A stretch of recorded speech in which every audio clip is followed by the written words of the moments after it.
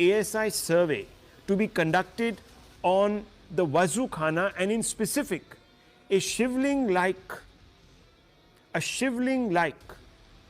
body that has been discovered there.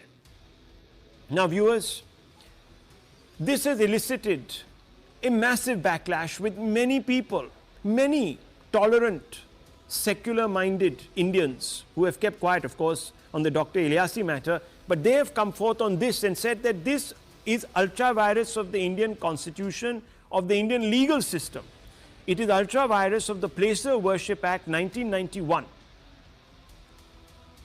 And they go on to say that any move to reclaim Gyanvaapi, which they've associated with this demand for a survey, is also illegal therefore. So I want to quickly, viewers, just run you through the demand here of what has been suggested. Basically, viewers, this move has come on the back of an ASI report that has been recently released as late as Friday last, to suggest that there are a large number of Hindu structures underneath the Gyanvaapi mosque, and therefore the Wazu Khana containing the shivling-like structure must also now be examined. J.S.I. Deepak, unfortunately, we've had a backlash. Many people are saying, no, you can't do all of this. You can't go around shoveling under mosques, etc., to determine character, this, that, the other, because there is something called the 1991 Places of Worship Act. Could you explain to our viewers, because you believe that it isn't actually something that should even be considered an obstacle, why? So, of a particular structure which I wish to reclaim, and I say that this is more than 100 years old, this is what the science establishes, and there is enough material to show that its original character is not the present character of the place, then I can file proceedings for its reclamation. I can lay claim to it. The Places of Worship Act and no provision of the Act will come in the way of that recovery proceeding.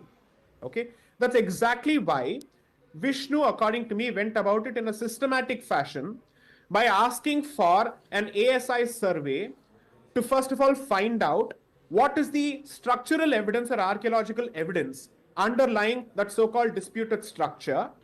And the second thing is, let us date that particular underlying structure to find out whether it is more than 100 years old. Okay. The good part is, even if you don't date it, there is enough primary source to basically establish that the structure beneath has been recognized in gazetteer records and colonial records to be at least 100 years old, if not more. Okay. Therefore, for all practical purposes, two things are established. One, there is no legal bar to the maintainability of the civil suit that he has filed for recovery of the Kashi Vishwanath Mandir. Point number one. The Places of Worship Act does not come in the way of that. Okay. Two, the ASI survey report has proven to be the smoking gun, which is exactly why people are busy rubbishing and dismissing it without any basis. Again, the same factory, this cottage factory, which swung into action in the 1990s, and in 1989 onwards, when the Allahabad High Court had started directing excavation of the site, which was previously known as the disputed structure in Ayodhya, okay, that same cottage factory has swung into action. Point number three, I know of enough geniuses who constantly say that the Places of Worship Act is immune from challenge because the Ayodhya verdict, the Constitution bench, has effectively said that this particular legislation upholds the shining star in the constellation of constitutional values, namely secularism, and therefore you cannot even challenge it because a constitution bench has given its seal of approval.